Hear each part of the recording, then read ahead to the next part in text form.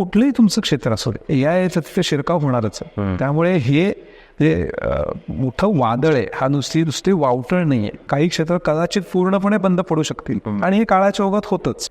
हुशार लोक आहेत ते हुशार आपण कसे म्हणू द्या की जे ए आयचा वापर करतील आणि स्वतःची नोकरी व्यवसाय जे आहे ते सुरक्षित ठेवू शकतील. सुरुवातीला फक्त आर्टिफिशियल इंटेलिजन्स मध्ये असं म्हणायचे की हे तंत्रज्ञान मांजरी ओळखू शकतं, कुत्रा ओळखू शकतं.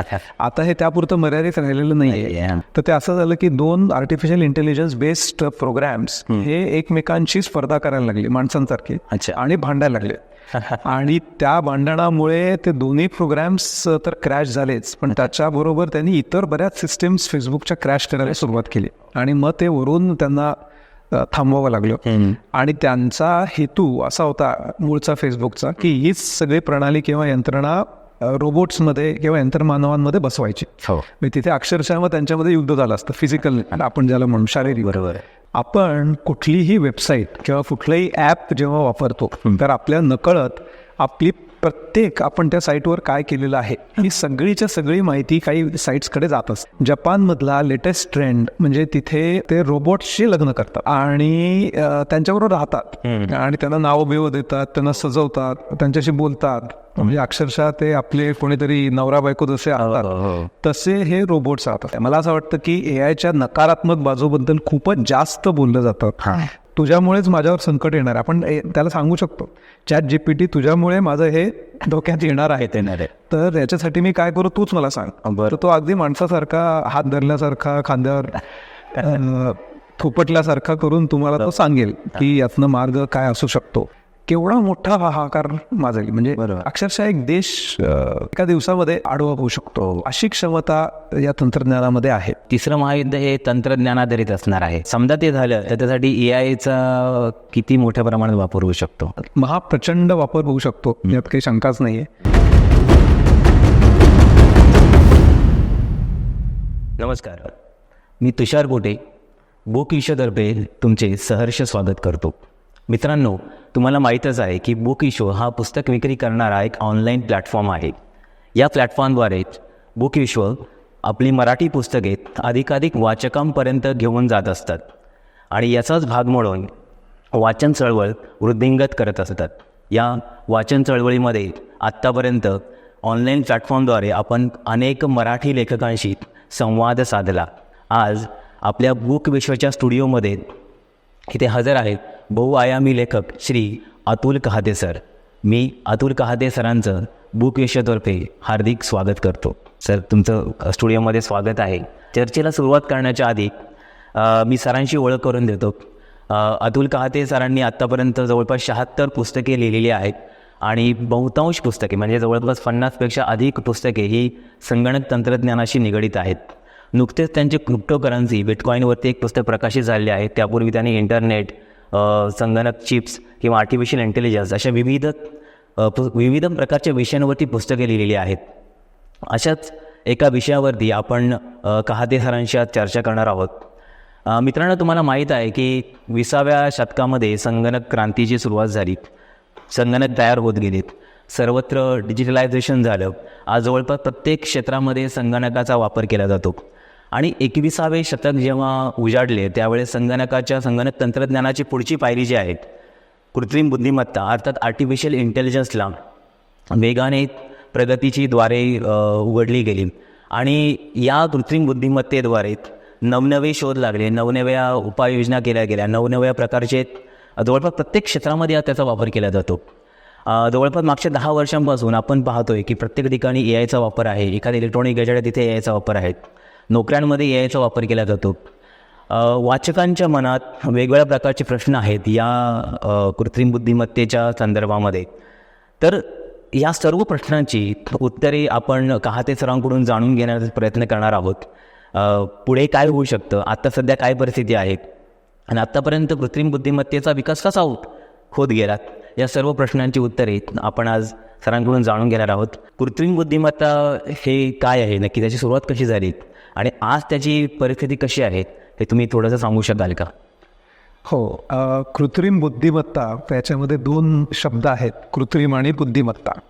तर मुळात प्रश्न असा आहे की आपण संगणकाला माणसासारखं बुद्धिमान म्हणू शकतो का, असा प्रश्न बऱ्याच वर्षांपासून वेगवेगळ्या तंत्रज्ञांच्या मनात आलेला आहे.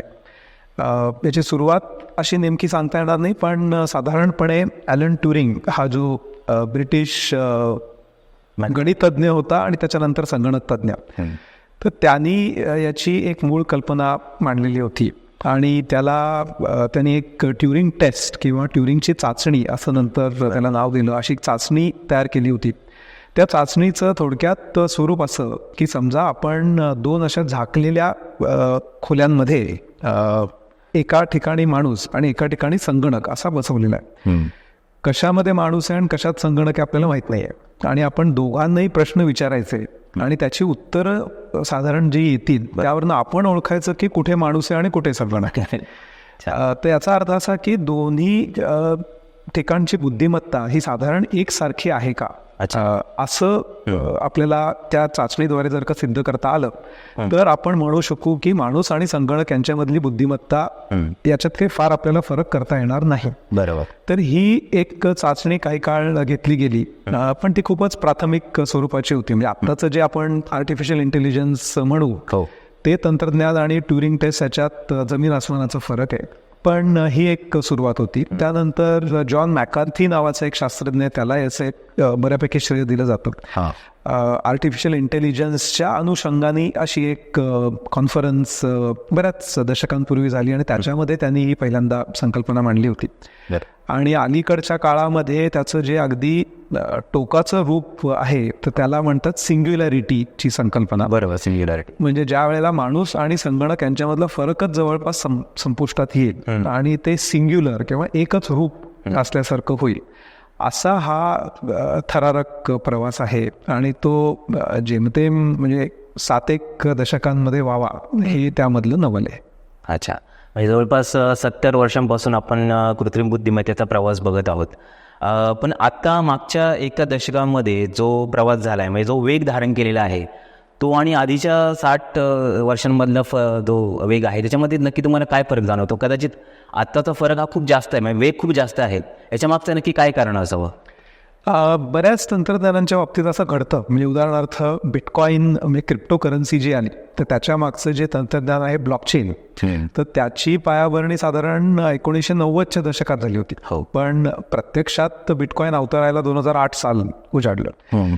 तर बरेचदा असं होतं की तंत्रज्ञान तयार असतं पण त्याच्यासाठीचा वापरच नेमका कशासाठी करायचा याचाच उलगडा होत नाही. आर्टिफिशियल इंटेलिजन्सच्या बाबतीत आपल्याला असं म्हणता येणार नाही, पण तरीही एक काळ असा आला होता की ज्या वेळेला सगळं थिअरॉटिकली किंवा आपण ज्याला म्हणू कागदपत्री तयार होतं, पण ते प्रत्यक्षात कसं अवतरणार हा प्रश्न लोकांना होता. आणि त्यासाठीच संगणकामध्ये लागणारं जे तंत्रज्ञान आहे, वेग आहे, त्यासाठीच्या उदाहरणार्थ प्रोग्रॅमिंग लँग्वेजेस आहेत, त्या मागची जी गणित आहेत, हे सगळं तयार होत चाललेलं होतं. पण ते सगळं एकत्रित स्वरूपात येऊन त्याला एक वापरण्याजोगा साधारण आपण साचा किंवा स्वरूप म्हणू ते अलीकडच्या काळात आल्यामुळे त्यांनी एक प्रचंड वेग धारण केलेला आहे. आणि संगणकांचा वेग, त्यांची क्षमता ही कल्पनेपलीकडे वाढत चाललेली असल्यामुळे ते शक्य झाले. बरोबर. आणि कदाचित आता जो डेटा आपण वापरतो, डेटाची साईज खूप मोठ्या प्रमाणात आहे, त्याचा वापर AI मध्ये कदाचित वापरत तेवढा वापरला गेला असावा, म्हणून कदाचित आणखी वेगाने ते वाढत पण असावं. जर आत्ताचा असा जर वेग आपण बघितला तर भविष्यामध्ये कुठे जाऊ शकतं असं तुम्हाला वाटतं? म्हणजे कुठपर्यंत याची प्रगती होऊ शकते? याच्या बाबतीत जे तज्ज्ञ आहेत खूपच जागतिक पातळीवरचे, त्यांनी काही जी प्रकारची भीती व्यक्त केलेली आहे ती भीती एका बाजूला आहे.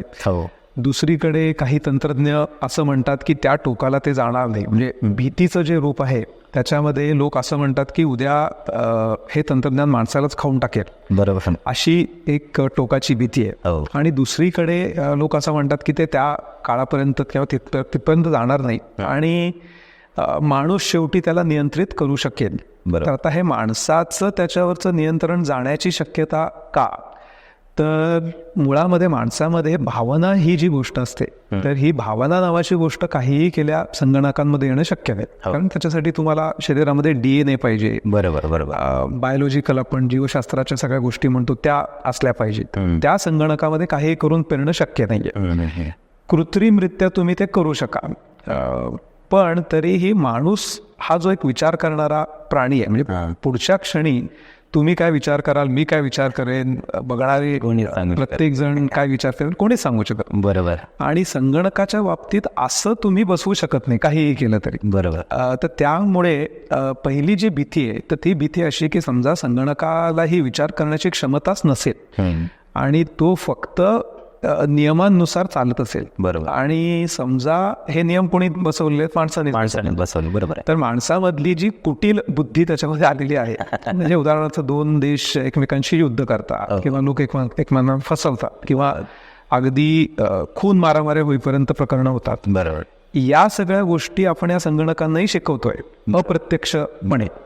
आणि त्या समजा वरचढ झाल्या कारण तो शेवटी निर्णय घेणार आहे की हे जास्त श्रेयस्कर आहे का ते जास्त श्रेयस्कर. आता या श्रेयस्कर किंवा योग्य ठरवण्यामध्ये माणसाची सारासार विचारबुद्धी त्याच्यात नाहीये, त्याच्यात फक्त नियम आहेत आणि त्यात नियमांमध्ये कोण वरचढ ठरेल त्यावरून तो ती कृती करेल. बरोबर. तर उद्या समजा त्याला माणसाचाच राग आला आणि त्याने माणसालाच संपवायचं ठरवलं यंत्रमानवी स्वरूपात, तेव्हा यंत्रणा बंद पाडून वगैरे, अशी ती भीती आहे.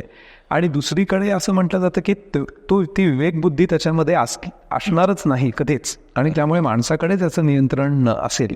असे 2 विवाद आहेत. पण त्याच्या खाली जर का आपण आलो तर ज्या शक्यता आहेत त्या अफाट आहेत. म्हणजे बरोबर. कुठल्याही क्षेत्रामध्ये, आणि आपण सगळेच त्याबद्दल वाचत असतो, म्हणजे आपल्या दैनंदिन आयुष्यापासून ते अतिशय किचकट किंवा ज्याच्यासाठी खूप मोठे मोठे शास्त्रज्ञ काम करत असतात, अशा प्रत्येक क्षेत्रामध्ये याचा परिणाम विलक्षण असणार आहे. बरोबर आहे. बऱ्याचशा तंत्रज्ञांनी, जसं स्टीफन हॉकिंग होते किंवा आता जे टेस्लाचे संस्थापक आहेत त्यांनी, झुकरबर्ग, या सगळ्यांनी AIचा वापर कसा करायचा किंवा त्याचा कसा करू नये या गोष्टी सांगितलेल्या आहेत. कदाचित बऱ्याचशा हॉलिवूड मूवीजमध्ये पण असं दाखवलं जातं की AIचा वापर चुकीच्या पद्धतीने कसा केला जाऊ शकतो. बऱ्याचशा वेबसिरीज पण आलेल्या आहेत. म्हणजे एका अर्थाने ही आपण म्हणू शकतो की माणसाची किंवा तंत्रज्ञानाची जबाबदारी आहे की त्याचा वापर खूप चांगल्या पद्धतीने केला गेला पाहिजे. आत्ताची परिस्थिती बघितली तर असे कोणते उत्पादनं आहेत की ज्याच्यामध्ये AIचा खूप चांगल्या पद्धतीने वापर केला गेला आहे आणि तसाच विधायक वापर केला गेला पाहिजे असं तुम्हाला वाटतं? खूप उदाहरणं आपण घेऊ शकतो. म्हणजे उदाहरणार्थ वैद्यकीय क्षेत्रात जर आपण बघितलं तर मोठमोठी जी ऑपरेशन्स केली जातात तर त्यामध्ये एखादा अगदी निष्णात हृदयरोग तज्ज्ञ जरी असेल तरी, म्हणजे त्याने हजारो ऑपरेशन जरी केलेले असतील तरी कुठेतरी त्याला एखादी गोष्ट सापडत नाही किंवा त्याचा अनुभव शेवटी कुठेतरी कमी पडतो, कारण त्यांनी बघितलेल्या केसेसमध्ये तशी गोष्ट आलेलीच नसते. पण या सगळ्या माहितीच्या आधारे आर्टिफिशियल इंटेलिजन्स त्याला सुचवू शकतं की अशा मोक्याच्या क्षणी काय केलं पाहिजे. बरोबर. ड्रायव्हरलेस कार्स आपण म्हणतो, म्हणजे कोणी काही दशकांपूर्वी म्हटलं असतं तर लोकांनी विज्ञान कथा होऊ शकतं त्याचा उल्लेख केला की किंवा लोक हसण्यावर देत होते. अशा गोष्टी आता शक्य होत आहेत. म्हणजे आता भारतासारख्या देशामध्ये आपण विनोदाने म्हणतो की 2 ड्रायव्हर असतील तरी आपण सांगू शकत नाही इतकी भीषण परिस्थिती आहे. पण बरोबर, तो विनोदाचा भाग सोडला तर अशा गोष्टी आहेत. दैनंदिन व्यवहारात तर प्रचंड आहेत. म्हणजे आपण साधं बँकेमध्ये कर्ज काढायला गेलो तर कुठल्या माणसाला कर्ज मिळावं आणि कुणाला मिळू नये हे आर्टिफिशियल इंटेलिजन्सच ठरवतं. बरोबर.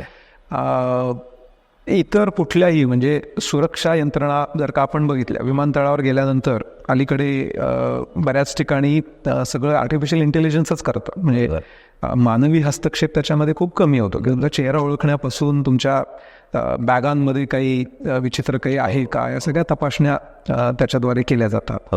शिक्षणामध्ये याचा प्रचंड मोठ्या प्रमाणावर वापर केला जाऊ शकतो, कारण कुठला मुलगा किंवा मुलगी यांना नेमकं काय अडतंय, कुठे त्यांना जास्त इनपुट्स दिले पाहिजेत, अशा गोष्टी याच्यामध्ये होऊ शकतात. एकूण शासन व्यवस्था सुधारण्यामध्ये याचा प्रचंड वापर इच्छाशक्ती असेल तर केला जाऊ शकतो. असं मानवी दृष्टीने प्रचंड विधायक याच्यामध्ये गोष्टी आहेत आणि त्याची दुसरीही बाजू आहे. बरोबर. आर्टिफिशियल इंटेलिजन्स बरोबर आणखी एक नाव आपण नेहमी ऐकतो, मशीन लर्निंग म्हणून. त्याच्याबद्दल थोडं तुम्ही सांगू शकाल का? म्हणजे मशीन लर्निंग नक्की काय असतं? मशीन लर्निंग ही आर्टिफिशियल इंटेलिजन्सची प्राथमिक अवस्था आपण म्हणू. म्हणजे मशीन लर्निंग झाल्यानंतर आपण खरं म्हणजे आर्टिफिशियल इंटेलिजन्सकडे वळतो. मशीन लर्निंग हे जवळपास पूर्णपणे गणितावर आधारलेलं आहे. गणित आणि संख्याशास्त्र, म्हणजे मॅथमॅटिक्स आणि स्टॅटिस्टिक्स. आणि खूपदा अशी गंमत वाटते, म्हणजे मशीन लर्निंग बघताना खूप सोपं वाटतं, पण त्याच्या मागचं जे गणित असतं ते गणित खूप रंजक असतं, क्लिष्ट आहे असं लोकांना वाटतं, पण ते खरं म्हणजे क्लिष्ट नसतं. अगदी सोप्या शब्दात सांगायचं तर गणितामध्ये आपण जे स्केलर, वेक्टर, मॅट्रिक्स वगैरे शिकतो, बरोबर, या सगळ्याच्या आधारे याचे नियम बनवले जातात. आणि उदाहरणार्थ म्हणजे आता समजा नेटफ्लिक्सवर मला एखादा चित्रपट आवडला, तर लगेच मला त्याच्यानंतर मला कुठले चित्रपट आवडू शकतील याची यादी येते. किंवा अमेझॉनवर मी एखादी गोष्ट विकत घेतली तर माझ्यासारखे इतर लोक काय विकत घेतात हे मला लगेच कळतं. तर या सगळ्यामागे गणित असतं. पण हे लोकांना असं वाटतं की आर्टिफिशियल इंटेलिजन्स म्हणजे काहीतरी फक्त पायथन भाषेत लिहिल्यानंतर ते येतं, पण त्याचे मूळ नियम सगळे गणितामध्ये असतात. तर मशीन लर्निंग मध्ये थोडक्यात आपण यंत्राला शिकवतो. म्हणजे सर्वसाधारणपणे आपण यंत्राला माहिती देतो एक संगणकाला आणि त्याच्याकडनं आउटपुट घेत असतो. इथे आपण संगणकाला डेटा पुरवतो, म्हणजे माहिती पुरवतो आणि त्याला सांगतो की तूच नियम ठरव.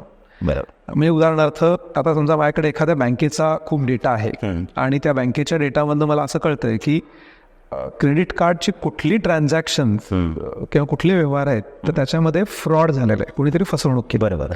आता हा डेटाच समजा मी या मशीन लर्निंगला दिला तर ते स्वतःच ठरवतं की इथून पुढे येणाऱ्या कुठल्या व्यवहारामध्ये फ्रॉड असू शकेल आणि नसू शकेल. आता हे कसं ठरवतं तर त्याच्यासाठी त्याला ते नियम बनवून घ्यावे लागतात.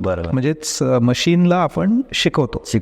या संदर्भात एक मला थोडासा उल्लेख करावासा वाटतो. म्हणजे एक वाक्य मी सुंदर अलीकडे असं वाचलं की एक तज्ज्ञ असं म्हणतात की आताची परिस्थिती अशी आलेली आहे की मशीन्स आर लर्निंग आणि ह्युमन्स हॅव बिकम मशीन्स, अशी परिस्थिती आलेली आहे. बरोबर. म्हणजे मशीन आपल्याकडे शिकतायत, आपण काही आपण त्यांचा जो आर्टिफिशियल इंटेलिजन्सचा वापर आहे आपल्या पद्धतीने करत चाललेलो आहोत. म्हणजे याच्यातून असं आपल्याला असू शकतं, म्हणजे असं जाणवू शकतं की मशीनला जर चुकीची माहिती दिली तर चुकीच्या पद्धतीने पण शिकू शकतो. म्हणजे एका अर्थाने की आर्टिफिशियल इंटेलिजन्सचा गैरवापर करता येऊ शकतो असं यातून आपण म्हणू शकू. आत्ताची परिस्थिती पाहता आर्टिफिशियल इंटेलिजन्समध्ये काय मर्यादा आहेत असं तुम्हाला वाटतं? म्हणजे कुठपर्यंत मर्यादा आहेत, त्या पुढे जाऊन त्या आपण काढू शकतो का? मर्यादा खऱ्या अर्थाने तंत्रज्ञानात खरं फारशा नाही आहेत, पण त्या मर्यादा येतील त्या म्हणजे नीतिमत्तेच्या येतील, कायद्याच्या येतील, त्याच्या योग्य वापराच्या संदर्भात येतील. म्हणजे नीतिमत्ता म्हणजे उदाहरणार्थ हे कुठे वापरायचं कुठे नाही, हा एक खूप मोठा प्रश्न याच्यात आहे. भारतासारख्या देशामध्ये जो रोजगार विमुख देश आपण म्हणतो की अजूनही इथे एवढी मोठी प्रचंड गरिबी, विषमता वगैरे असताना आधीच कमी असलेल्या नोकऱ्यांच्या ठिकाणी आर्टिफिशियल इंटेलिजन्स येऊन समजा त्या नोकऱ्या जाणार असतील, जे भीतीदायक अंदाज व्यक्त केले जातात, तर हे नीतिमत्तेच्या दृष्टीने कितपत बसतं. म्हणजे आधीच आहे रे नाही रे वर्ग वगैरे आपण म्हणतो आणि ती दरी आणखीन भीषण होत जाणार असेल. हे भारतापुरतं नाही, जगभरात सगळीकडेच आहे, पण आपल्यासारख्या देशात तर हा प्रश्न खूपच मोठा आहे. बरोबर. कायद्याच्या दृष्टीने जर का आपण बघायला गेलो तर जसं तुम्ही मगाशी अगदी बरोबर म्हणालात की आपण त्याला जे इनपुट देऊ किंवा डेटा देऊ त्या आधारे तो ठरवतो नियम. म्हणजे अमेरिकेत तर हे सर्रास दिसतं आणि भारतातही हे दिसायला लागेल की अमेरिकेत उदाहरणार्थ कृष्णवर्णीय लोकांना नोकऱ्या नाकारल्या जातात. याचं कारण असं की आपणच तो डेटा पूर्वग्रह दूषित भरलेला आहे. बरोबर. आणि त्याच्या आधारे आर्टिफिशियल इंटेलिजन्स आपल्याला सांगतं की कृष्णवर्णीय लोक हे काम करण्याच्या पातळीचे किंवा लायकीचे नसतात. आता हे अतिशय दुर्दैवी आहे. भारतामध्ये उदाहरणार्थ असं हे महिला वर्गाच्या बाबतीत झालं किंवा कुठल्या ठराविक जाती धर्माच्या बाबतीत झालं तर हे भयंकर आहे आणि हे होता कामा नये. यासाठी अतिशय कठोर कायदे असले पाहिजेत. नीतिमत्तेचा प्रश्नही त्याच अनुषंगाने येतो. म्हणजे तुम्ही कुठे हे वापराल आणि कुठे वापरू नये हे प्रश्न मला वाटतं खूप मोठे होणार आहेत.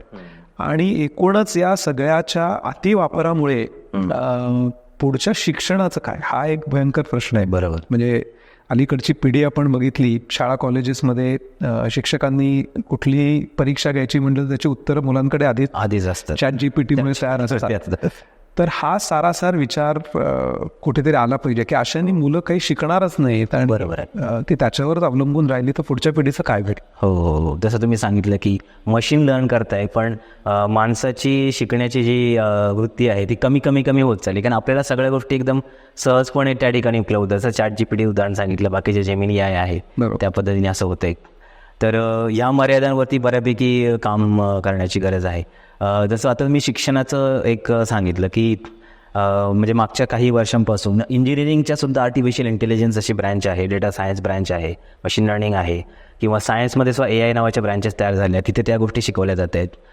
असे पण बरेचसे विद्यार्थी आहेत किंवा असे जे लोक आहेत ज्यांना हे AI शिकायचं आहेत की काय करता येतं AI की AI म्हणजे काय, AI टूल वापरणं की AI म्हणजे प्रोग्रामिंग करणं, याबद्दल तुम्ही त्यांना काय सांगू शकाल की AI म्हणजे टूल वापरणं की AI प्रोग्रामिंग करणं, हे काय असतं नक्की?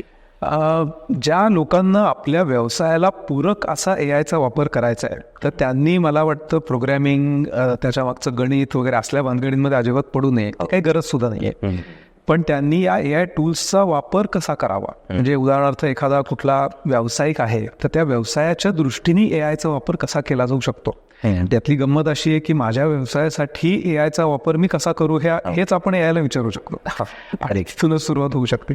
तर अशा भरपूर सोयी उपलब्ध आहेत. म्हणजे आता उदाहरणार्थ एखादा कोणी वकील असेल तर वकिलाला आता अलीकडे रेडी ड्राफ्ट्स जे आपण म्हणतो ते सगळे तयार मिळतात. म्हणजे त्यासाठीची मेहनत करण्याची काही गरज नाही आहे.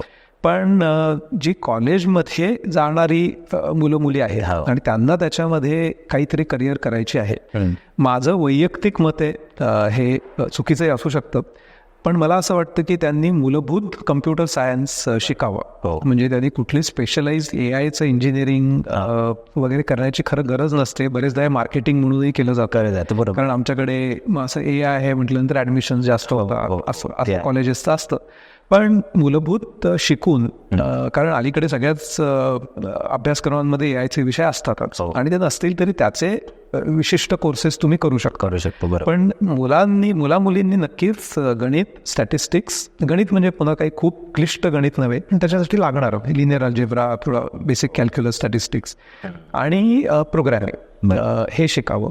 आणि जे निव्वळ हॉबीज आहेत, म्हणजे जे व्यावसायिक पण नाही आहेत आणि हे पण नाही आहेत, पण ज्यांना जगामध्ये काय चाललंय हे समजून घ्यायचं असेल, त्यांनी निदान ChatGPT, तुम्ही जेमिनायचा उल्लेख केलात, अशा निदान टूल्सचा वापर कसा करावा इतपत शिकून घेणं पुरेसं आहे. अच्छा, म्हणजे आपल्या व्यवसायाच्या दृष्टीने आपली गरज काय आहे त्या पद्धतीने करणं ते गरजेचं आहे एकंदरीत. आता बऱ्याचदा असं होतं की मुलं वाचतात पेपरमध्ये की AIमुळे एवढ्या जणांच्या नोकऱ्या गेल्या, 2,500 लोकांना, मोठ्या मोठ्या कंपन्यांच्या, सिस्कोमध्ये असतील, IBMमध्ये, गुगलच्या पण काही बातम्या आल्या होत्या की त्याचं कारण ते असं सांगतात की त्यांनी ऑटोमेशन केलं आहे, त्यांनी AIचा तिथे वापर केला, त्याच्यामुळे या लोकांचं काहीच काम राहिलेलं नाही आहे. याच्यावरती तुमचं काय म्हणणं आहे? हा मुद्दा अतिशय महत्त्वाचा आहे आणि मला असं वाटतं की आजच्या काय उद्याच्या जगामध्ये AIचा वापर आपण स्वतःसाठी कसा करून घेऊ शकतो असं ज्या लोकांना कळतं आणि जे त्याच्यावर मेहनत घेतात त्यांचाच हा काळ असणार आहे. बरोबर. म्हणजे तुम्ही आता उत्कृष्ट सॉफ्टवेअर प्रोग्रॅम्स लिहिता, मला माहिती आहे. आता अलीकडे आपण नुसतं ChatGPTला सांगितलं हा प्रोग्रॅम लिहून देतो, तो प्रोग्रॅम लिहून देतो, बरोबर. तर मग आता आपण इतकी वर्ष शिकलेल्या स्किल्सचा उपयोग काय, असा प्रश्न लोकांना पडू शकतो. तर अशा वेळेला त्याच्याकडून ते काम करून घेऊन आपण त्याच्यात वेगळेपण काय आणू शकतो हा विचार जो माणूस करेल त्या माणसाला मला वाटतं तशी काळजी करायची गरज नाही आहे. पण याच्यामधला एक खूप महत्त्वाचा मुद्दा असा पण आहे की तुम्ही हे किती काळ शिकत राहणार. म्हणजे हरारीच्या नवीन पुस्तकामधला एक पॅरेग्राफ मध्यंतरी मी वाचला होता, तर त्याच्यामध्ये त्याने म्हटले की नवीन शिकणं ठीक आहे, पण नवीन एक तर किती वेळा शिकणार तू, दर 2-3 वर्षांनी नवीन गोष्टी येतात आणि ते शिकण्याची किती जणांची क्षमता आहे, त्यासाठीचं वैयक्तिक पातळीवर माझ्यात ती क्षमता हवी पहिली गोष्ट, आर्थिक पाठबळ हवं आणि त्यासाठीचं एकूण इन्फ्रास्ट्रक्चर आपण ज्याला म्हणतो, एकूण पायाभूत सुविधा असल्या पाहिजेत. ज्यांना यातलं काहीच माहित नाही हे कसे शिकणार, म्हणजे ते ऑलरेडी बाहेर जर का फेकले गेलेले असतील व्यवस्थेच्या आणि त्यांना कोणीतरी सांगते हे शिक ते शिक, ते इतके गोंधळलेले असतात मुळात, त्यांना कोण शिकवणार, कसं शिकवणार, हा याच्यामधला मुख्य प्रश्न आहे. त्यामुळे जे हुशार लोक आहेत ते हुशार आपण कसे म्हणू उद्या की जे AIचा वापर करतील आणि स्वतःची नोकरी व्यवसाय जे आहे ते सुरक्षित ठेवू शकतील. नाही म्हणजे बऱ्याचदा असंही अनुभव असं येतं की नोकरीचे 15 वर्ष झालेत, 20 वर्ष झाले, मग त्यांना असं वाटतं की आता आमच्या जागेवर AI येणार आहे, मग आता आमचं काय. मग अशा लोकांसाठी काहीतरी सोल्युशन आपल्याला असायला पाहिजे याच्याबद्दल तुम्हाला काय वाटतं की काय करायला पाहिजे त्यांनी? याचे 2 भाग करता येतील. एक तर समजा तुम्ही IT मधल्या लोकांबद्दल बोलत असाल तर तिथे हे पूर्वीपासूनचं चित्र आहे. बरोबर. कारण बरेचदा लोक टेक्निकल काम सोडून देतात आणि ते प्रोजेक्ट मॅनेजमेंट वगैरे अशा सगळ्या कामांमध्ये जातात. काम करतात. आणि ती कामं करायला अलीकडे खरोखर माणसांची गरज खूप कमी आहे, कारण ती सगळी ऑटोमेट तुम्ही थोडक्यात करू शकता. आणि AI हा फक्त त्या लोकांना खरं म्हणजे टोला देणारा एक घटक झालेला असं मी म्हणेन, कारण हे त्यांनी आधीच ओळखायला पाहिजे होतं. आणि हे ज्या लोकांनी ओळखलेलं नाहीये त्यांच्यासाठी ही खूप मोठी धोक्याची घंटा आहे, यात काही शंकाच नाही. नॉन IT मध्ये जिथे पारंपरिक प्रकारची कामं लोक करतात तिथे हा प्रश्न जास्त बिकट आहे, कारण IT मधल्या लोकांना किमान ही जाणीव तरी असते की AIचं काहीतरी वादळ येते. बरोबर. पण एखादाच कोणीतरी बँकेत आहे, कोणीतरी काहीतरी कुठल्या तरी कंपनीत काम करतं, अशा लोकांना याची अजिबात जाणीव नसते. बरोबर. त्यांना फक्त वाटत असतं की आपली मुलं काहीतरी शिकतायत किंवा कुठेतरी ते वाचत असतात AI नावाचं काहीतरी आलं. त्यांना जेव्हा हा दणका बसेल तो फार प्रचंड मोठा असणार आहे. बरोबर. आणि त्याच्यासाठी मला वाटतं हे ज्याला आपण शासकीय किंवा राजकीय पातळीवर पॉलिसी लेवल डिसिजन्स म्हणतो. म्हणजे उदाहरणार्थ अशा लोकांना खरोखर काही पेन्शन सारखी व्यवस्था केली पाहिजे का, किंवा त्यांची अर्ली रिटायरमेंट आली त्यांना रिस्किल करता येईल का, हे खूप मोठ्या पातळीवर झालं पाहिजे. कारण हा प्रश्न खरोखरात म्हणजे अवतरला तर हा अतिशय गंभीर प्रश्न असणार आहे. म्हणजे हे काही लोक असं म्हणतात की असं काय होत नाही, कारण पूर्वी सुद्धा लोक म्हणायचे कम्प्युटर झाले तुमच्या नोकऱ्या जाणार. पण हे कम्प्युटर्स नुसतं नाहीये, कारण कम्प्युटर आल्यामुळे ठराविक क्षेत्रातल्या नोकऱ्या गेल्या. इथे सगळं कुठलंही तुमचं क्षेत्र असो AIचा तिथे शिरकाव होणारच. त्यामुळे हे मोठं वादळ आहे, हा नुसती वावटळ नाहीये. आणि त्याच्यासाठीचे जे निर्णय आहेत ते खूप मोठ्या पातळीवर झाले पाहिजेत. बरोबर आहे. असं म्हणतात की नवीन नोकऱ्या तयार होणार आहेत AI मुळे. असं नाही की नोकऱ्या जाणार आहेत, पण नवीन नोकऱ्या तयार पण होणार आहेत. मग त्या नोकऱ्याचं स्वरूप काय असेल नक्की? तिथे मगाशी मी जसं म्हटलं की AIचा वापर करून मी काय करू शकतो, अशा प्रकारचा विचार जे लोक करतील त्यांना खूप संधी आहे. म्हणजे उदाहरणार्थ एखादा डॉक्टर, आता डॉक्टरकडे रुटीन चेकअपसाठी येणाऱ्या माणसांची संख्या कदाचित कमी होईल, कारण बरेच लोक ऑलरेडी गुगलवर बघतातच आणि आता ते ChatGPTवर बघतील आणि सेल्फ मेडिकेशन वगैरे करतील. मग डॉक्टरला त्याच्यात व्हॅल्यू ॲडिशन काय करता येईल हा विचार डॉक्टरांना आता करावा लागेल. नुसतंच MBBS केलं, MD केलं, स्पेशलायझेशन केलं कितपत आता ते चालणार आहे. वकील, उदाहरणार्थ वकिलाचा सल्ला घ्यायला लोक येतील, पण वकिलाची जी इतर कामं असतात म्हणजे जे मॅन्युअल आपण म्हणू, तो माणूस म्हणेल की मीच हे सगळं ड्राफ्टिंग वगैरे करू शकतो, त्यासाठी मी तुम्हाला कशाला पैसे देऊ. बरोबर. त्यामुळे वकिलाला पुन्हा त्याच्यात व्हॅल्युएडेशन काय करता येईल असं प्रत्येकाने आपापल्या क्षेत्रामध्ये हा विचार केला पाहिजे. काही क्षेत्र अशी असतील की जिथे करणंच शक्य नाही, म्हणजे असं नाही आहे की प्रत्येक क्षेत्रात तुम्ही हा विचार काहीतरी करू शकाल. काही क्षेत्र कदाचित पूर्णपणे बंद पडू शकतील आणि हे काळाच्या ओघात होतच. म्हणजे आपण हे बघितलेलं आहे, काही वस्तूच्या वस्तू आउटडेटेड होतात, संकल्पना कालबाह्य होतात. बरोबर. तशा काही नोकऱ्यांची स्वरूप हे सुद्धा कालबाह्य होतीलच. तर यासाठीचा मला वाटतं खूप मोठा अवेअरनेस लोकांमध्ये आला पाहिजे. आणि जी लोक आता झोपलेली आहेत किंवा सोंग घेऊन झोपेचं बसलेले आहेत की आपल्याला कोणीतरी हे सांगेल, त्यांनी खडबडून जागा होण्याची वेळ आहे. कारण हे सगळंच सरकारी पातळीवर होईल, धोरणांच्या येईल असं आपण सांगू शकत नाही. आलं तरी ते it may be too late असं आपण जे म्हणतो काही लोकांच्या बाबतीत, असं ते घडू शकेल. त्यामुळे प्रत्येकाने खडबडून जागा होऊन हा विचार केला पाहिजे. तर मागच्या 4 ते 5 वर्षांपासून आपण जनरेटिव्ह AI ही संज्ञा खूप नियमितपणे ऐकतो आहोत. हे नक्की काय आहे? जनरेटिव्ह AI म्हणजे नक्की काय? आत्तापर्यंत काय होतं की आर्टिफिशियल इंटेलिजन्स किंवा कृत्रिम बुद्धिमत्तेचा वापर हा फक्त आधी दिलेल्या माहितीनुसार काहीतरी उत्तर देणं किंवा एखादा प्रश्न सोडवणं अशा प्रकारचा असायचा. पण स्वतःहून नवीन काहीतरी निर्मिती करणं हे या तंत्रज्ञानाला शक्य होत नव्हतं. म्हणजे ज्याला आपण सर्जनशीलता म्हणतो की जी फक्त माणसामध्येच असते. एखादा कवी उदाहरणार्थ कविता का करतो तर याचं उत्तर कोणीच देऊ शकत नाही, तो कवी सुद्धा देऊ शकत नाही. किंवा एखादा लेखक का लिहितो, एखादा गीतकार गीत का लिहितो, चित्रकार चित्र का काढतो, आणि त्याला ते वाटतं म्हणून. तर अशा प्रकारची नवनिर्मिती करणं याला आपण जनरेटिव्ह AI असं म्हणू शकतो.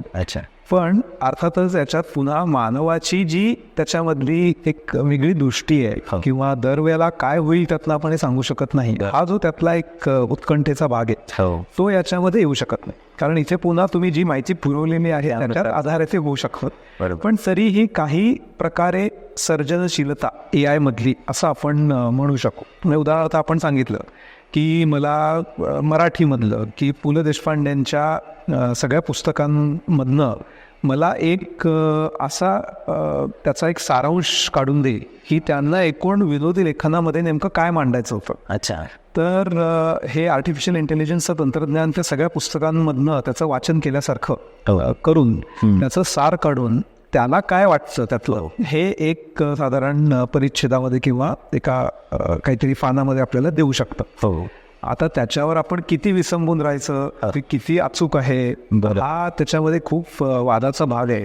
कारण पुन्हा त्यासाठी आपण काय नियम लावलेले आहेत, काय माहिती पुरवलेली आहे, त्याच्याच आधारे ते येऊ शकतं. बरोबर. आणि त्यातनं खरोखर नवनिर्मिती घडू शकते का, हा तर एक खूप मोठा प्रश्न आहे. कारण पुन्हा शेवटी हे यांत्रिकी स्वरूपाने जर का येणार असेल तर त्याच्यावर आपण किती विसंबून राहायचं. पण त्याचा दुसरा भाग असा आहे की त्याच्याकडे इतकी मोठ्या प्रमाणात माहिती असते या तंत्रज्ञानाकडे की जी एका माणसाला वाचणं किंवा त्या सगळ्याचं ज्ञान करून घेणं हे शक्यच होत नाही. बरोबर. हे AI तंत्रज्ञानाची ही मोठी बाजू आहे जी माणसाकडे असू शकत नाही. तर त्यामुळे असे दोन्ही मुद्दे, एक तर जी खरी नवनिर्मिती किंवा सर्जनशीलता आपण ज्याला म्हणू ती त्याच्यामध्ये 100% असू शकत नाही. बरोबर. पण दुसरीकडे एका माणसाला जे शक्य आहे ते तो सहजपणे करू शकतो, कारण त्याच्याकडे माहितीचे ढिगारे आहेत, साठे आहेत.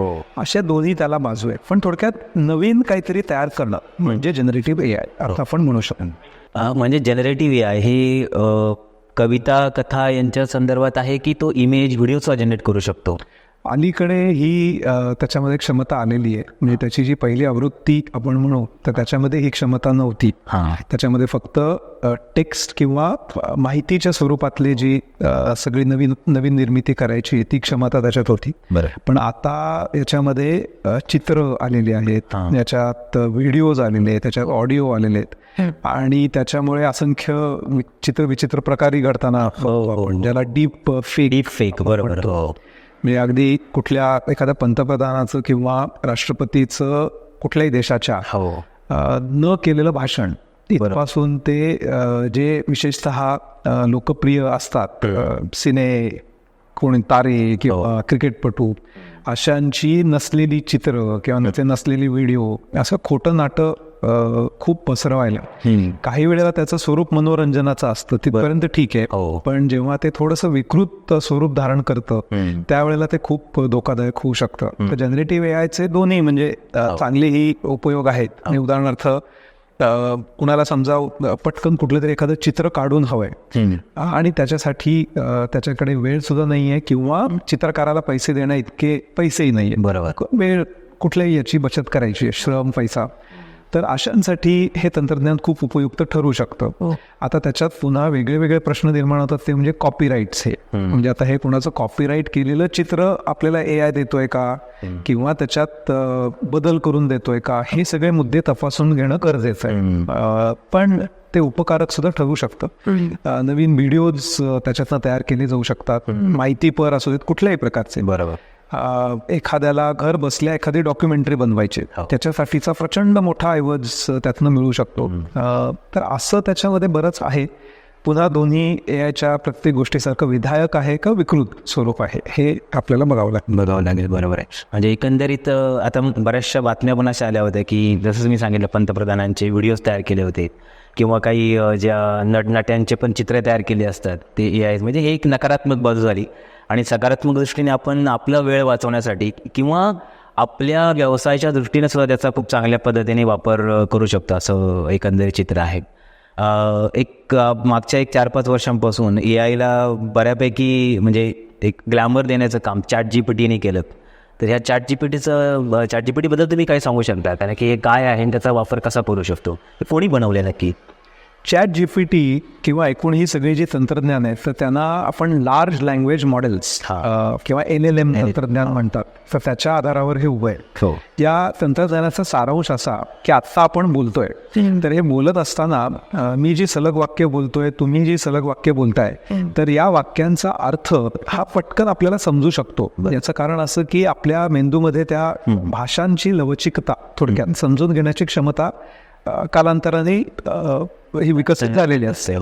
पण संगणकाला हे जमत नाही. म्हणजे त्याला सुटे शब्द समजतात, पण त्याला एक वाक्य आपण समजा सांगितलं, उदाहरणार्थ समजा आपण त्याला सांगितलं की book a hotel in Boston, असा एक समजा आपण सूचना दिली, तर त्याला असंख्य प्रश्न पडतात. म्हणजे बुक म्हणजे रिझर्व करा का बुक म्हणजे पुस्तक. हा प्रश्न तुम्हाला पडणार नाही, मला पडणार नाही हे वाक्य बघून. बरोबर. पण त्याला हे समजत नाही की बुक म्हणजे नेमकं काय करायचं. बुक अ हॉटेल, आता हॉटेल म्हणजे राहायचं हॉटेल का जेवायचं हॉटेल. त्यानंतर इन बॉस्टन, आता बॉस्टन नावाची अमेरिकेमध्ये 8 शहर आहेत, त्यातलं कुठलं बॉस्टन. बरं, या एका वाक्याचे अक्षरशः हजारो अर्थ होऊ शकतो. बरोबर. हे सगळं आता हे तुम्हाला किंवा मला पटकन जसं कळू शकतं किंवा त्यातला 1-2 प्रश्न विचारून आपण ते सोडवू शकतो. त्याला असे हजारो प्रश्न विचारावे लागायचे. पण अलीकडे जी लार्ज लँग्वेज मॉडेल्स नावाची संकल्पना आली आहे, त्याच्यामध्ये नुसते सुटे शब्द नव्हे तर भाषा थोडक्यात संगणकाला कशी समजेल, आपण जसं भाषा समजू शकतो, बरोबर, तशी क्षमता त्याच्यामध्ये आलेली आहे.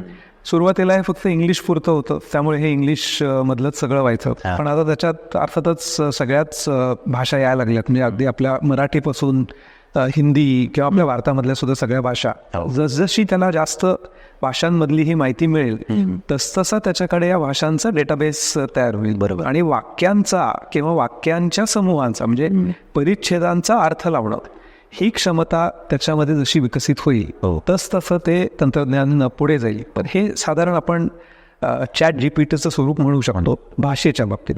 आणि तुम्ही मगाशी जसं म्हणालात की तेच आणखीन पुढे वाढवून चित्र ओळखणं, म्हणजे त्याला समजा सुरुवातीला फक्त आर्टिफिशियल इंटेलिजन्समध्ये असं म्हणायचे की हे तंत्रज्ञान मांजरी ओळखू शकतं, कुत्रा ओळखू शकतं. आता हे त्यापुरतं मर्यादित राहिलेलं नाही. पण त्याला समजा असंख्य चित्र, आता विमानतळावर उदाहरणार्थ एका वेळेला हजारो लोक असतील, तर त्यातला नेमका गुन्हेगारी प्रवृत्तीचा माणूस कोण आहे हे त्याच्या आधीच्या सगळ्या रेकॉर्ड्सवरनं, इतकंच नव्हे तर त्याच्या चेहऱ्यावरच्या भावांवरनं, त्याच्या नजरेवरनं, त्याच्या चेहऱ्यावरची एकूण सगळी जी गणिती कॅल्क्युलेशन असतील त्यावरनं तो माणूस गुन्हा करू शकेल असे अंदाज बांधणं, ही सगळी क्षमता त्याच्यामध्ये येऊ शकते. म्हणजे आपण आता बघतो विमानतळांवर सर्रास अचानकपणे कोणाला तरी थांबवतात आणि त्याची तपासणी करतात.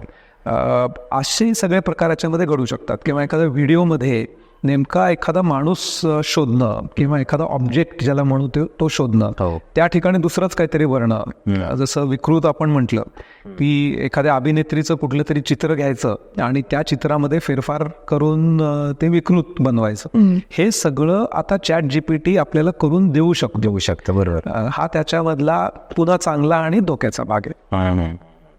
बरोबर. म्हणजे एकंदरीत ChatGPT तसं पाहिलं तर आपल्याला खूप फायद्याचं आहे आणि त्याचा वापर करून आपण आपल्या व्यवसायामध्ये सुद्धा किंवा आपल्या क्षेत्रामध्ये खूप चांगल्या पद्धतीने वापर करू शकतो. ChatGPT बरोबर बाकीच्या म्हणजे ChatGPT एक प्रकारे जसं मैलाचा दगड होता असं आपण म्हणू शकतो. त्याच्यामुळे बाकीच्या कंपन्या सावध झाल्यात आणि आता त्याच्यामध्ये एक स्पर्धा चालू झालेली आहे की जवळपास प्रत्येक कंपनी स्वतःचं काहीतरी मोठं प्रोडक्ट तयार करते, जास्तीत जास्त ग्राहकांना आपल्याकडे आकर्षित करायचा प्रयत्न करते. तर ही स्पर्धा कशी आहे, चांगली आहे की वाईट आहे, याच्याबद्दल काय आउटकम येणार आहे नक्की?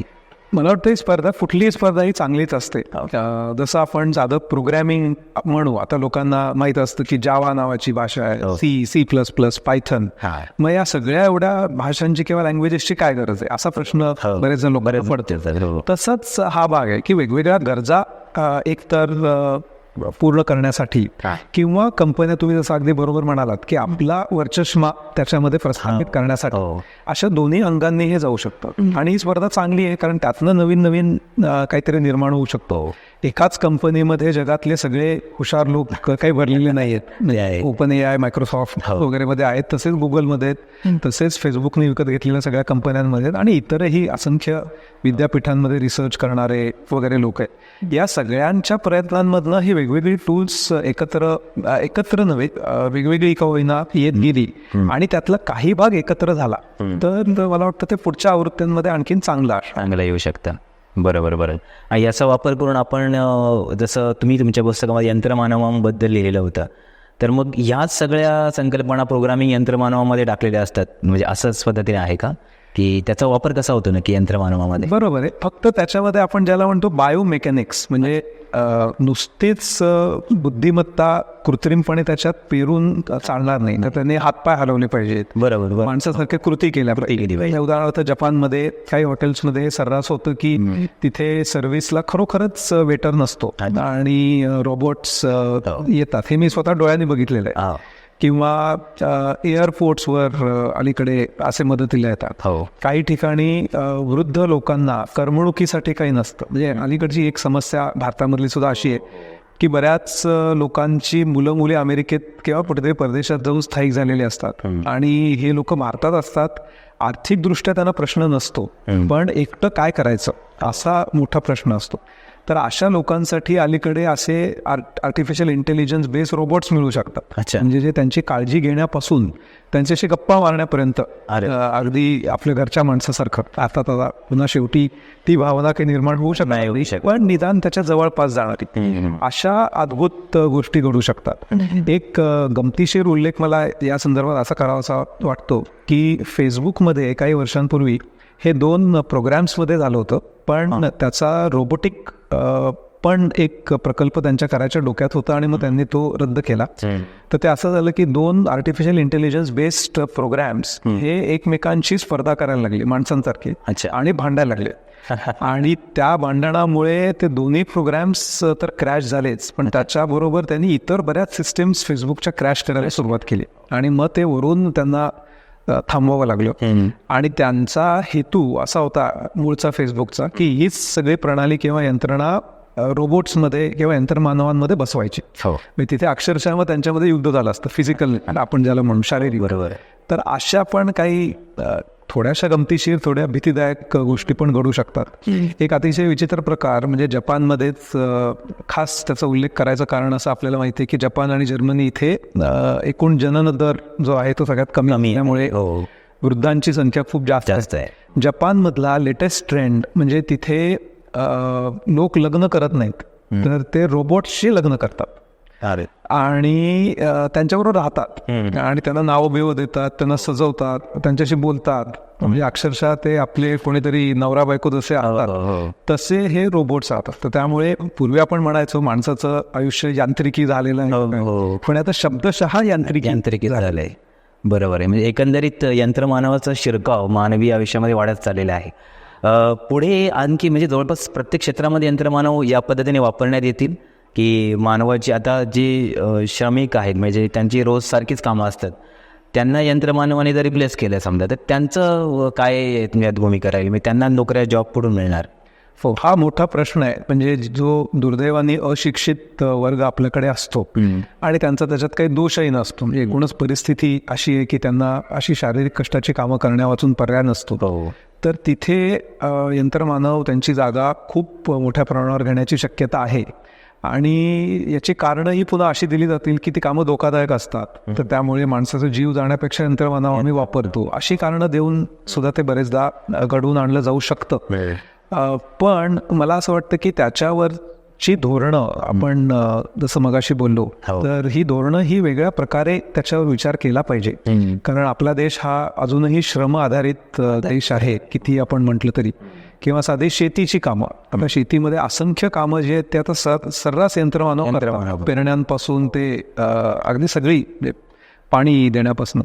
तर अशा सगळ्या गोष्टी समजा खरोखर झाल्या तर तिथल्या शेतमजुरांनी काय करायचं? म्हणजे त्यांनी शेतमजुरीच करत राहावे असं मी म्हणत नाही, पण निदान त्यांना आज काहीतरी हाताला काम आहे, पण काय होणार अशा लोकांचं, असे प्रश्न नक्कीच डोक्यात येतात. आणि जागतिक पातळीवर कोणाकडे तशी उत्तरं नाही आहेत. त्यामुळे आंतरराष्ट्रीय पातळीवर सगळ्या देशांचे पंतप्रधान, राष्ट्रपती येऊन एकत्र येऊन त्यांनी त्याच्या संबंधी करार करावे वगैरे असे बरेच प्रयत्न चालू आहेत. अच्छा. म्हणजे अजून प्रयत्न चालू आहेत, अजून त्याचा काही ड्राफ्ट असा तयार झालेला नाही आहे असं एकंदरीत आपण म्हणू शकतो. असं वाटतं मला की त्याचा आवाकाच अजून कोणाच्या लक्षात आलेला नाही. अगदी जे जगातले मोठमोठे तज्ज्ञ आहेत ते सुद्धा भाकीत करतायत, पण नक्की काय घडेल हे अजून खरं कुणाच्याच लक्षात तेवढं आले नाही आहे. बरोबर आहे. आपण आता म्हणजे जसं मोबाईल तंत्रज्ञानाचा युग आहे की जवळपास सगळ्यांच्या जवळ मोबाईल असतात. असं म्हटलं जातं, म्हणजे असं आम्ही बऱ्याच ठिकाणी वाचलेलं आहे की आपल्या मोबाईलमध्ये पण बरेचसे AI ॲप्लिकेशन चालू असतात बॅकग्राऊंडला, ते तुमची माहिती वापरत असतात. मग नक्की AIचे कोणते मॉडेल्स आहेत जे तुमच्या मोबाईलमध्ये चालू असतात, त्याच्यामुळे काय धोका आहे आपल्या गोपनीयतेला आणि आपल्या एकंदरीत सुरक्षेला? आपण कुठलीही वेबसाईट किंवा कुठलंही ॲप जेव्हा वापरतो तर आपल्या नकळत आपली प्रत्येक आपण त्या साईटवर काय केलेलं आहे ही सगळीच्या सगळी माहिती काही साईट्सकडे जात असते. हे AIच्या आधीपासूनच होतं. म्हणजे उदाहरणार्थ आता मी कुठल्या एका रेल्वेच्या आपल्या IRCTCच्या साईटवर जाऊन मी तिकीट बुक करतोय, तर मी त्या साईटवर जाऊन लॉग इन केल्यापासनं मग मी गाडी कुठली आहे ते सिलेक्ट केली, त्यातनं बर्थ सिलेक्ट केलं, सीट सिलेक्ट केली, जे काय असते सगळी माहिती भरली. हे करत असताना माझी प्रत्येक क्लिक किंवा मी जे काय केलेलं आहे प्रत्येक माहिती गुगलकडे जात असते, यातली प्रत्येक माहिती फेसबुककडे जात असते. हे कसं होतं तर या कंपन्यांनी या सगळ्या वेबसाईटशी करारच केलेला असतो की तुम्ही जी माहिती युजरला दाखवताय, जे वेब पेज आपण म्हणून जे दाखवताय, त्याच्यामध्ये आमचा पण एक गुप्त सहभाग असेल, आपल्याला नजरेला दिसत नाही, पण हे पडद्याआड ही माहिती त्यांच्याकडे जातात. आता ही माहिती त्यांच्याकडे एवढ्या मोठ्या प्रमाणावर ऑलरेडी आलेली आहे. आता त्या माहितीचं काय करायचं याचं उत्तर AI देत. अच्छा, म्हणजे आता मग AI काय म्हणतो की गुगलकडे ही सगळी माहिती आलेली आहे. आता पुढच्या वेळेला मी समजा IRCTCवर तिकीट बुक करायला गेलो, मी सिलेक्ट केलं समजा काय पुणे मुंबई मला जायचं, तर पुण्याहून मुंबईला जाताना लगेच मुंबईला कुठल्या हॉटेलमध्ये मला राहता येईल हे मला लगेच तिथे दिसायला लागतं. किंवा प्रवासादरम्यान कुठल्या तरी स्टेशनवर मला खायला कोणीतरी काहीतरी आणून देऊ शकतो, त्याची सुविधा असू शकते. मुंबईला पोचल्यानंतर मला कुठे परदेशी जायचंय का त्याची विमानाची जाहिरात येऊ शकते. किंवा मला पुण्याला स्टेशन पर्यंत जाण्यासाठी टॅक्सी पाहिजे का हे सगळं येऊ शकतं. आणि हे फक्त त्या IRCTC पुरतं मर्यादित नसतं. आपण हे बघितलं असेल की काही जण सोय म्हणून, काही जण गंमत म्हणून घरामध्ये अलेक्सा वगैरे अशा बऱ्याच सोयी वापरत आहेत. बरोबर, या सगळ्यांमधनं सुद्धा आपली प्रचंड मोठी माहिती या कंपन्यांच्या हातात जात असते. म्हणजे अलेक्सा उदाहरणार्थ, अलेक्सा ही काही व्यक्ती नाही आहे, पण अलेक्सा ही ऐकते आपण जे बोलतो सांगतो ते. उदाहरणार्थ आपण एखादा अलेक्साला सांगितलं की मला अमुक या नंबरला फोन लावून दे, आणि तो फोन लावल्यानंतरचं पूर्ण संभाषण अलेक्साने ऐकलेलं असतं, आणि त्यामुळे तो फोन कॉल झाल्यानंतर बरोबर आपण जे बोललो त्याच्याशी संबंधित जाहिरात आपल्याला तिथे दिसायला लागते. असे सगळे प्रकार त्यातनं घडतात. माहितीच्या सुरक्षिततेच्या किंवा गोपनीयतेच्या दृष्टीने तर हा मोठा प्रश्न आहेच, कारण या कंपन्यांनी आपली कुठे परवानगी घेतलेली आहे किंवा घेतलेली असेल तरी त्याचे जे करार असतात ते इतके प्रचंड अवघड असतात की ते फक्त टिक केल्याशिवाय आपल्याला त्यात पुढे काही जाऊच देत नाही. बरोबर, त्यामुळे हे एकतर्फी करार असतात. याच्या बाबतीत युरोपमध्ये खूप कडक कायदे असल्यामुळे या कंपन्यांना सातत्याने युरोपमध्ये लक्षावधी डॉलर्सची चा दंड केला जातो. अच्छा, पण आपल्याकडे तसे कायदे इतके कडक नाही आहेत किंवा त्याची जाणीव पण नाही आहे, आणि बरेचदा लोक स्वतःहूनच नको असलेली माहिती पण त्यांना देत असतात. तर त्यामुळे या कंपन्यांचं त्यामुळे फावतं. हो, नाही म्हणजे त्याने याच्यात पण दोन्ही गोष्टी आहेत की आपल्याला त्याच्या सुविधा उपलब्ध होतात, परंतु आपली जी महत्त्वाची माहिती आहे ती त्यांच्याकडे जात असते. ह्या दोन्ही गोष्टीमध्ये म्हणजे फायदे आहेत तसे तोटेसुद्धा आहेत. बरोबर, म्हणजे जवळपास मोबाईलमध्ये बऱ्याच ठिकाणी याचे अल्गोरिदम वापरले जातात, किंवा मी जसं सांगितलं IRCTC, तसं मी सोशल मीडियावरती पण जे ॲडव्हर्टाईजमेंट दिसतात आपल्याला, तर त्यासुद्धा बऱ्याचदा आपण जे बोलत असतो त्या माहितीच्या आधारे किंवा आपण जे सर्च करतो त्या माहितीच्या आधारे दिल्या जातात. मला वाटतं याच्या पण सुविधा मोबाईलमध्ये दिल्या असतील, आपण ते बंद करू शकतो अशा पद्धतीने. म्हणजे हे आपल्या दृष्टीने आपण आपल्या सुरक्षिततेचा मुद्दा, पण त्यासाठी कसं की तंत्रज्ञानाची किंवा मोबाईलची माहिती असणं जास्त गरजेचं आहे असं मला वाटतं. बरोबर आहे. बऱ्याचदा असं असतं की आर्टिफिशियल इंटेलिजन्स खूप शाखा आहेत त्याच्यामध्ये, बऱ्याच ठिकाणी आहे, कुठे काय वापरायचं, कोणत्या गोष्टी असतात. तर अशा काही शाखा आहेत का की याचं ही शाखा हे काम करते, ही शाखा हे काम करते, असं काही मॉडेल्स वगैरे आहेत का AI मध्ये? अगदी सुरुवातीला जसं आपण म्हटलं तसं मशीन लर्निंग येतं. मशीन लर्निंगमध्ये थोडक्यात यायला माहिती पुरवणं आणि त्या माहितीच्या आधारे त्याला निर्णय घेण्याची क्षमता देणं. तर हे मशीन लर्निंगचं जे तंत्रज्ञान आहे, तर हे तंत्रज्ञान साधारणपणे आपण म्हणू माहितीचे खूप मोठ्या प्रमाणावर साठे, त्यानंतर थोडंफार गणित आणि संख्याशास्त्र या शाखांवर आधारलेलं आहे. एकदा त्याच्याकडे ही माहिती आली की त्यातनं तो धडाधड आपल्याला निर्णय देऊ शकतो. आपण जी उदाहरणं बघितली की समजा मी कर्ज घ्यायला गेलो बँकेत, तर मी कर्जाला पात्र आहे का नाही हे आता मॅनेजर ठरवतच नाही. तो मॅनेजर फक्त माझी माहिती माझा आधार कार्ड किंवा पॅन नंबर तिथे टाकतो आणि सगळं डेटाबेसमधनं आणि आर्टिफिशियल इंटेलिजन्सच्या मदतीने त्या मॅनेजरला कळतं की मी घेतलेलं कर्ज परत करू शकेन का ते कर्ज बुडवीन, आणि त्यानुसार हा निर्णय केला जातो. हे सगळं काम करतं मशीन लर्निंग. किंवा उदाहरणार्थ ॲमेझॉनवर मी एखादी वस्तू विकत घेतली की लगेच इतर वस्तूंच्या जाहिराती दाखवणं, हे सुद्धा मशीन लर्निंग करतो. किंवा आता आपण IRCTCचं उदाहरण घेतलं, तिथे सुद्धा मशीन लर्निंग येतं. त्याच्या पुढे जाऊन जेव्हा नॉन टेक्स्ट म्हणजे मजकूर सोडून जो इतर इमेजेस म्हणू, चित्र, व्हिडिओ, ऑडिओ, त्या ठिकाणी मशीन लर्निंग चालू शकत नाही. कारण मशीन लर्निंग हे फक्त माहितीपूर्ण असतं. तिथे आपल्याला डीप लर्निंग नावाचं तंत्रज्ञान वापरायला लागतं. तर डीप लर्निंगची संकल्पना पुन्हा मानवी मेंदूची रचना कशी असते यावरनं हे आलेलं आहे. म्हणजे उदाहरणार्थ एखादं लहान मूल जसं शिकतं की लहान मुलाला एखादं चित्र दाखवल्यानंतर ते लहान मूल पटकन ओळखतं की समजा हे काय स्कूटर आहे, तर ते स्कूटर आहे हे कसं ओळखतं, तर त्या स्कूटरचा आकार काय आहे, त्याला 2 चाकं आहेत समजा, किंवा त्याला एक हँडल आहे, त्याच्यानंतर 2 आरसे आहेत वगैरे, म्हणजे असंख्य गोष्टी बघून ते नंतर एका क्षणात सांगतं की स्कूटर आहे. पण त्याच्या आधी त्याला हे सगळं शिकावं लागतं की चाक म्हणजे काय, आणि 2 चाक असलेलं म्हणजे ते स्कूटर असते किंवा त्याला हँडल असतं. म्हणजे आधी स्वतंत्रपणे हे सगळं शिकणं, आणि जणू काही या सगळ्या माहितीचं असं आपण जाळं विणत जावं की 2 चाकं आहेत, मग पुढची माहिती काय पाहिजे, तर एक हँडल आहे, नंतर ती उभी असते, स्टँड लावलेली असते, त्याला काहीतरी एक म्हणजे चालू करण्यासाठी एक बटन आहे किंवा किल्ली लावण्यासाठी एक बटन. या सगळ्या गोष्टी एक एक करून शिकणं आणि त्या माहितीचं थोडक्यात जाळं आपल्या डोक्यात तयार होणं, नेटवर्क. असंच हे न्यूरल नेटवर्क सारखं जाळं संगणकांमध्ये तयार केलं जातं. अच्छा, प्रोग्रॅम्सच्या थ्रू, आणि त्याला डीप लर्निंग चं जाळं असं म्हटलं जातं.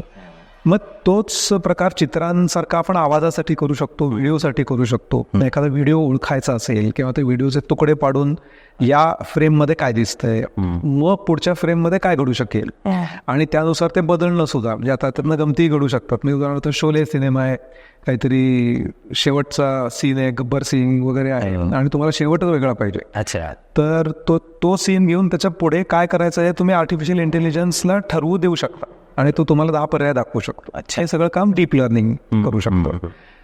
असे याचे सगळे प्रकार आहेत. आणि पुढचा अर्थ तर जनरेटिव्ह AI, ज्याबद्दल आपण बोललो की आधीच्या माहितीपेक्षा नवीनच काहीतरी तयार करणं.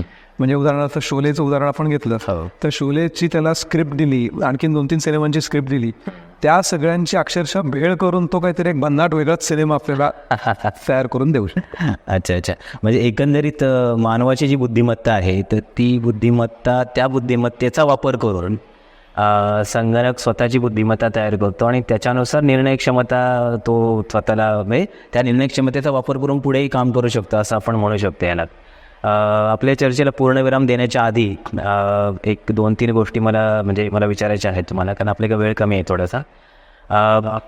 बऱ्याचशा म्हणजे आम्ही इंटरनेटवरती बघतो किंवा जे व्हिडिओज बघतो किंवा रील्स असतात बऱ्याच ठिकाणी, ते असं सांगतात की आर्टिफिशियल इंटेलिजन्स बऱ्याचशा नकारात्मक दृष्टिकोनातून जास्त गोष्टी सांगितल्या जातात, सकारात्मक त्याच्या कमी असतात. तर त्याच्यावर तुमचं मत काय आहे की आपण AI कडे आता कसं बघितलं पाहिजे दोन्ही दृष्टीने? म्हणजे एकंदरीत आपल्या दैनंदिन वापरामध्ये सुद्धा, जसं मागच्या शतकानुशतके आपली जीवनशैली बदलत चाललेली आहे, जसं तंत्रज्ञान किंवा जसं विज्ञान बदल त्यानुसार आपण ते आत्मसात करतो. आता आपण AI मध्ये आहोत, त्यानुसार आपली जीवनशैली बदलणार आहे.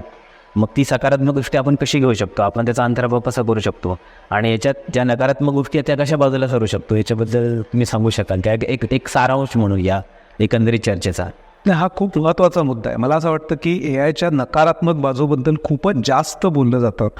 त्याच्यात तथ्य आहे, म्हणजे हे कोणीच नाकारू शकणार नाही की AI-मुळे नोकऱ्या धोक्यात येतील किंवा पारंपरिक व्यवसाय फोडून पडतील, पुढे येणाऱ्या मुलामुलींचं काय होईल, हे सगळे प्रश्न आहेत आणि मोठे प्रश्न आहेत. पण त्याच्यावर मात करणं हाच मानवाचा आतापर्यंतचा स्थायी भाव आहे. आतापर्यंत ज्या अडचणी आल्या, असं नाही आहे की कुठल्याच अडचणी आल्या नाहीत. म्हणजे आता आपल्याला माहिती आहे की देशांमध्ये मोठमोठी महायुद्ध होऊन जर ते अख्खे देश बेचिराग झालेले असतील आणि त्यातून ते उभे राहिलेले असतील, तर याच्यापेक्षा भयंकर अजून काय असू शकतं? त्यातून माणूस उभा राहिलेला आहे. त्यामुळे माणसाची नवीन काहीतरी करण्याची उमेद ही कायम असते आणि त्याच्यावर मला वाटतं आपण सगळ्यांनी खूप दृढ विश्वास ठेवला पाहिजे. त्यामुळे हे सुद्धा आहे एक संकट आहे, पण निदान ते महायुद्ध इतकं तरी भीषण नाही आहे असा विचार आपण केला पाहिजे आणि त्यातनं मला यातनं कसा मार्ग काढता येईल आणि एकूण समाज म्हणून पुढे कसं जाता येईल हा 2 टप्प्याने विचार केला पाहिजे. म्हणजे मला काय करता येईल, म्हणजे माझं कामाचं क्षेत्र काय आहे किंवा मला काय आवडतं. AI मुळे समजा ते संपुष्टात येणार असेल तर मी भविष्यात काय करू शकतो किंवा करू शकते हा विचार वैयक्तिक पातळीवर झाला पाहिजे आणि त्यासाठी AI बद्दल जाणून घेणं याच्याशिवाय दुसरा पर्याय नाहीये. म्हणून तुम्ही मगाशी म्हटलं की हा प्रश्न तुम्ही ChatGPTलाच विचारू शकता की माझा असा व्यवसाय आहे किंवा अशी नोकरी आहे आणि तुझ्यामुळेच माझ्यावर संकट येणार. आपण त्याला सांगू शकतो ChatGPT तुझ्यामुळे माझं हे डोक्यात येणार आहे तर याच्यासाठी मी काय करू तूच मला सांग. तर तो अगदी माणसासारखा हात धरल्यासारखा खांद्यावर थोपटल्यासारखा करून तुम्हाला तो सांगेल की यातनं मार्ग काय असू शकतो. आता तो वैयक्तिक पातळीवर प्रत्येकाने विचार केला पाहिजे आणि सामूहिक पातळीवर मला असं वाटतं की ते अगदी उच्च धोरणांपासून आपल्या आजूबाजूच्या लोकांवर याचे काय परिणाम होऊ शकतात. म्हणजे अगदी सोपं उदाहरण घ्यायचं, आपल्या घरात काम करणाऱ्या मावशी असतात, कोणीतरी साफ करायला कोणीतरी येत असतं, त्यांच्या जागी उद्या रोबोट येणार असतील तर त्यांचं काय होईल. म्हणजे त्या मावशींना आपण कामावरनं काढून टाकू का आणि समजा टाकणार असू तर त्यांना आपण पर्यायी काम काही दुसरं देऊ शकतो. हे अगदी घरचा प्रश्न आहे. म्हणजे आपला अशा प्रकारे किंवा सोसायटीमध्ये उद्या वॉचमनच लागणार नाहीत का, म्हणजे ते रोबोटच त्यांचं काम करू शकतील का आणि न थकता 24/7 आपण ज्याला म्हणतो, कधीही न कंटाळता, कधीही पगारवाढ न मागता, चहा सुद्धा न मागता, मग त्या वॉचमनचं काय होणार. असे आपल्या आपल्या पातळीवरचे जरी प्रश्न आपण विचारात घेतले आणि थोडं त्याच्याकडे मानवतेच्या दृष्टीने बघितलं की निदान आपल्या पिढीपुरतं तरी आपण हा प्रश्न पुढे ढकलूया. कदाचित पुढची पिढी ते सोडवायला जास्त सक्षम असू शकेल कारण ते जन्मापासूनच हे बघणार आहेत. आपण कदाचित तेवढे सक्षम नसू. असा थोडा सामूहिक पातळीवर विचार करणं, यातून मला वाटतं मार्ग काढावा. त्यातल्या ज्या निगेटिव्ह किंवा नकारात्मक गोष्टी आहेत त्याकडे दुर्लक्ष करावं असं मी कधीच म्हणणार नाही, पण त्याचा बोजा डोक्यावर घेऊन सारखं अरे बापरे माझं काय होणार, अरे जगाचं काय होणार, अशा चिंतेत सुद्धा राहू नये. मागे एक म्हणजे काही पुस्तकांमध्ये किंवा लेखांमध्ये मी वाचलं होतं की तिसरं महायुद्ध हे तंत्रज्ञानाधारित असणार आहे. तर समजा ते झालं तर त्यासाठी AIचा किती मोठ्या प्रमाणात वापर होऊ शकतो, कारण प्रत्येकाला जगावर वर्चस्व गाजवायचं असतं. प्रचंड वापर होऊ शकतो यात काही शंकाच नाही आहे. कारण आता महायुद्ध तर खूपच मोठं झालं. साधी गोष्ट म्हणजे अमेरिकेमध्ये उदाहरणार्थ जवळपास सगळ्या ज्या आपण जलशुद्धीकरण ज्या यंत्रणा म्हणतो, म्हणजे प्रत्येक शहरामध्ये पाणी स्वच्छ करून मग ते आपल्याकडे जसं क्लोरीन मिसळतात आणि मग ते त्या शहरामध्ये मिसळलं जावं, तर ते क्लोरीनचं प्रमाण पाण्यामध्ये किती असावं किंवा इतर सगळं एकूणच ते पाणी पुरवठा होण्याआधी शुद्ध म्हणजे काय हे सगळं अलीकडे तंत्रज्ञान ठरवतं आणि तेच ते काम करतं. म्हणजे कुठेही त्याच्यात मानवी हस्तक्षेप होत नाही. आता समजा तीच यंत्रणा कोणी हॅक केली आणि ती AIच्या ताब्यात दिली आणि ते AIला सांगितलं की आता तुझा जो विवेक बुद्धी आहे ती बाजूला ठेव आणि रॅन्डमली त्याच्यामध्ये हे मिसळ ते मिसळ आणि तू ठरव काय करायचं. केवढा मोठा हाहाकार माजली. म्हणजे अक्षरशः एक देश क्षणामध्ये नाही म्हणणार, एका दिवसामध्ये आडवा होऊ शकतो अशी क्षमता या तंत्रज्ञानामध्ये आहे एकीकडे. दुसरीकडे जितकं जास्त आपण ऑटोमेशन करू, म्हणजे ड्रायव्हरलेस कार्स पासून, आता ते ड्रायव्हरलेस कार म्हणजे थोडक्यात चालकविरहित गाडी, तर ती चालकविरहित गाडीच्या यंत्रणेमध्ये कुठे विध्वंस करण्याची क्षमता आपण त्या AI मध्ये विकसित केली की एखादा समोर वाहन दिसतंय म्हटल्यानंतर ती गाडी खरं म्हणजे थांबली पाहिजे. त्याच्यामध्ये ते सेन्सर्स असतात. त्या सेन्सर्सची यंत्रणा आपण हॅक केली आणि त्याला सांगितलं की काही नाही गाडी चालवत राहा, काय हाहाकार माजू शकेल. असे म्हणजे पदोपदी हे अनुभव आहेत. किंवा विमानतळाची जी यंत्रणा आहे तिथे तुम्हाला जे सस्पिशियस किंवा संशयास्पद लोक दिसतात त्यांना जाऊ द्या पुढे, साधी गोष्ट आहे, विमान हायजॅक होऊ शकतं. असे साध्या गोष्टींपासनं ते सगळी क्षेपणास्त्र जे आहेत, बॉम्बची जी यंत्रणा असते, हे सगळीकडे अलीकडे कम्प्युटराइज्ड कंट्रोल आपण ज्याला म्हणू, म्हणजे संगणकांकडेच त्यांचं नियंत्रण असतं. फक्त ते चालू करण्याची किल्ली थोडक्यात आपण म्हणू ही लष्कर प्रमुख, पंतप्रधान, राष्ट्रपती जे कोण असतील त्यांच्याकडे असते. पण तेवढा भाग सोडला तर उरलेलं सगळं हे त्या तंत्रज्ञानाच्या हातात आहे. आणि तो कंट्रोल समजा कुठल्या अविवेकी माणसाच्या हातून निसटला किंवा एखाद्या हुकुमशाही देशामध्ये तो निसटला तर पुढे काय होऊ शकेल हे कल्पनेच्या पलीकडचं आहे. बरं, पण जसा तिसरं महायुद्ध होणार असं आपण कित्येक दशकं ऐकतोय, तसंच मला वाटतं आपण याकडे बघितलं पाहिजे. झालं तर ते महाभयंकर आणि अतिशय विध्वंसक होऊ शकतं अशी एक शक्यता बॅक ऑफ द माइंड आपण ज्याला म्हणतो डोक्यात बाळगावी, पण पुन्हा त्याची फार चिंता करू नये. नाही, म्हणजे सर्व शक्यतांचा आपण विचार केला गेला पाहिजे. फक्त आपण वैयक्तिक पातळीवरती कोणत्या दृष्टिकोनातून बघतो हे जास्त महत्त्वाचं आहे. चर्चेला पूर्ण विराम देण्याच्या आधी मित्रांनो, आजच्या या चर्चेमध्ये आपण अतुल कहाते सरांशी आर्टिफिशियल इंटेलिजन्स या विषयावरती सखोल चर्चा केली. याचे सर्व काही मुद्दे असतील, सकारात्मक, नकारात्मक, या सर्व मुद्द्यांचा विचार केला.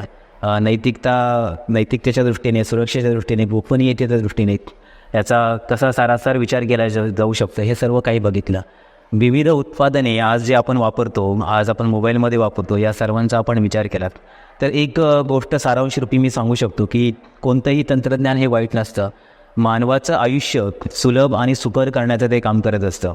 फक्त आपण त्याला कोणत्या दृष्टिकोनातून बघतो हे जास्त महत्त्वाचं आहे. एखाद्यावर वर्चस्व गाजवायचं असेल तर त्याचे दुष्परिणाम भोगायलासुद्धा आपल्याला तयार व्हायला हवं. आर्टिफिशियल इंटेलिजन्ससुद्धा अशाच प्रकारे आहे. खूप चांगलं तंत्रज्ञान आहे. भविष्यामध्ये याचा उपयोग विधायकदृष्ट्या खूप चांगल्या पद्धतीने होऊ शकतो, आपल्या प्रगतीसाठी होऊ शकतो. तंत्रज्ञान, विज्ञान हे आपल्या प्रगतीसाठीच आपण विकसित गेलेलं आहे. त्याचा त्याच पद्धतीने वापर व्हायला हवा असं एकंदरीत या चर्चेमध्ये मी सांगू शकतो. आमच्या स्टुडिओमध्ये, बुकविश्वच्या स्टुडिओमध्ये आल्याबद्दल सर तुमचं खूप मनापासून आभार. आमच्याशी मनमोकळी चर्चा केलीत, आमच्या शंकांचे निरसन केलं त्याबद्दल खूप खूप धन्यवाद सर. धन्यवाद.